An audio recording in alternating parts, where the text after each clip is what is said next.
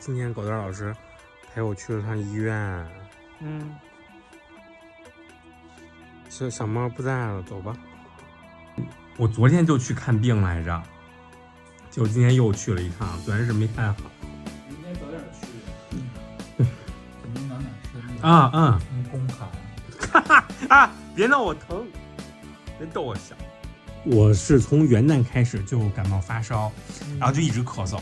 我是每次这样病了之后咳嗽很长时间，我就没在意，一直咳嗽。其实狗蛋也老让我去看，对呀，拍个 CT 什么的。从1-2周之前我就已经咳嗽到左边那个肋骨最下边，特别疼，就坐着或者躺着什么姿势不对就非常疼，呼吸跟咳嗽也特别疼。我就以为是我咳嗽太多导致的。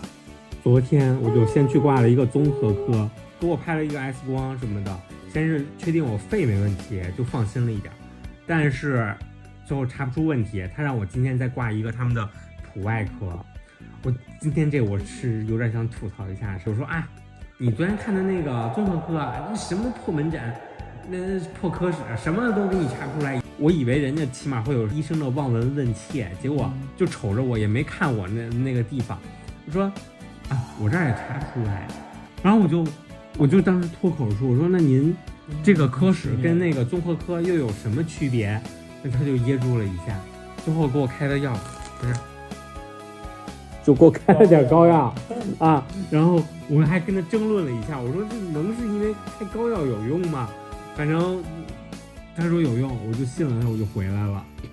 我都快吓死了。有另一个同事说肺都咳白了，我就特别害怕，我就赶紧去挂了那个。那是白肺，你不是减轻了吗？是，我一看是肺倒没问题，然后我看后来又想，我不会什么肝呀、脾呀什么的有问题吧？你天就多想，你越想觉得自己快死了。难得让你伺候我一次，快点，你别弄我痒痒肉。你有痒痒肉吗？我跟你们说，有病一定要及时看，真的别像我这样。我现在我说我都觉得搞笑，我一躺着一咳嗽都疼。行啊，你再给我接点水吧。接什么水？自己接。你贴完了。